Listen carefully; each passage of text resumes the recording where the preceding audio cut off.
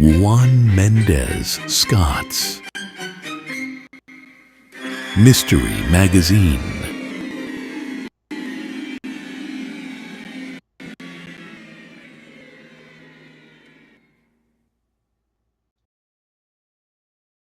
The Bachelor Party. Chapter 9. The Storm.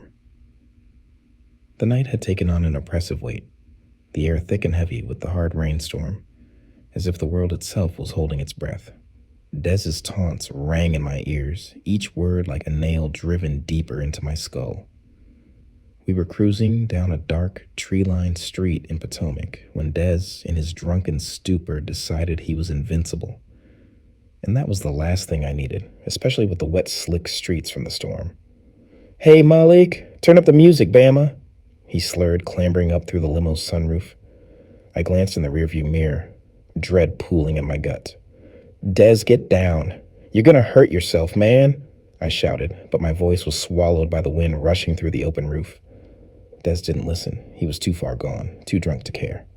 He leaned out of the sunroof, arms spread wide as if he could embrace the night itself. His laughter echoed in the dark, a maniacal sound that grated on my nerves. The rest of the crew egged him on as they partied hard to the go-go music, their shouts and laughter filling the limo like a toxic cloud. Suddenly, a flash of movement caught my eye. I looked up just in time to see a thick tree branch, broken and hanging precariously, come into view. It happened so fast that my mind barely had time to register what would occur. "Dez, get down. Now!" I screamed, slamming on the brakes, but it was too late. The car jerked to a stop, but the momentum carried him forward. The branch slammed into him with a sickening thud. There was a brief moment of silence, a split second where time seemed to freeze. Before the unimaginable happened, Dez's head was severed clean from his body, the branch slicing through flesh and bone with horrifying precision. Blood sprayed across the roof, the windshield, splattering the inside of the limo. His headless body slumped back down into the car, blood pouring from the jagged wound, soaking into the leather seats. The head, with its grotesque expression frozen in shock and pain, tumbled through the sunroof and landed in the middle of the street, rolling slightly before coming to a stop. For a moment, everything was still. The world around me felt muted, distant, as if I was watching this nightmare unfold from outside my own body. My hands were glued to the steering wheel, my knuckles white, as I stared straight ahead, trying to process what the hell had just happened. Once the rest of my passengers wiped blood from their eyes and mouths, they realized what just happened. Then all hell broke loose. The limo erupted into chaos. Screams filled the air, shrill and panicked. Dez's friends scrambled to get away from the gruesome scene, shoving at each other in their frantic attempts to escape the blood-soaked interior. The smell of iron filled my nostrils, thick and nauseating, mixing with the reek of alcohol and fear. "Holy shit, holy fucking shit," someone yelled, their voice trembling with terror. Oh my God, what the fuck just happened?" Another voice shrieked. I forced myself to move, my body trembling as I turned around to face the carnage. The sight of Dez's lifeless body, headless and slumped in a pool of its own blood, made my stomach turn, but I couldn't look away. With everybody else, I rushed out of the car, looking around. Then I saw it. His head, the head, with its eyes still wide open, stared back at me as I kneeled, looking into his eyes, the lifeless gaze boring into my soul. I was the last person Dez saw before he took his last breath.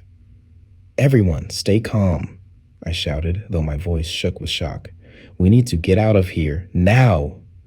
But no one was listening. The passengers were lost to their panic, each of them locked in their own private nightmare. Someone was crying, their sobs punctuated by gasps for air. Another had thrown up, the stench of vomit adding to the horrific mix of smells in the car. "Malik, what the fuck do we do?" Jerome, his face quivering, dripping with tears, grabbed my arm, his grip tight and desperate. I tore my gaze away from Dez's head, forcing myself to focus. "We need to stay back and away from the limo for now," I said, trying to keep my voice steady. "We have to get help. Call 911. Marcus was already on his phone, his hands shaking so badly he could barely dial the number. "This can't be happening," he muttered to himself, his eyes wide with disbelief and filled with tears.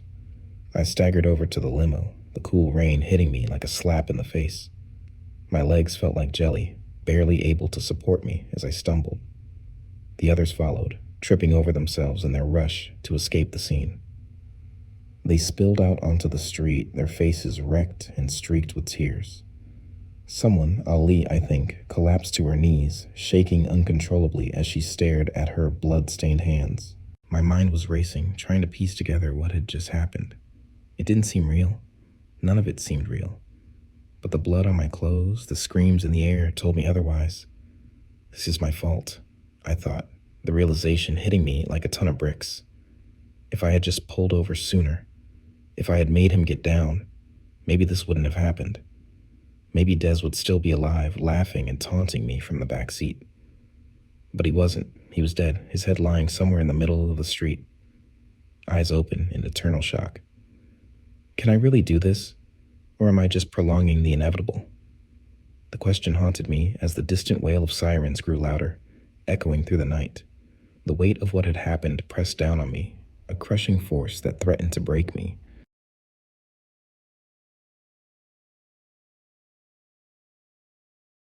On the next episode of Juan Mendez Scott's Mystery Magazine, The Bachelor Party Chapter 10, The Repercussions of Tonight.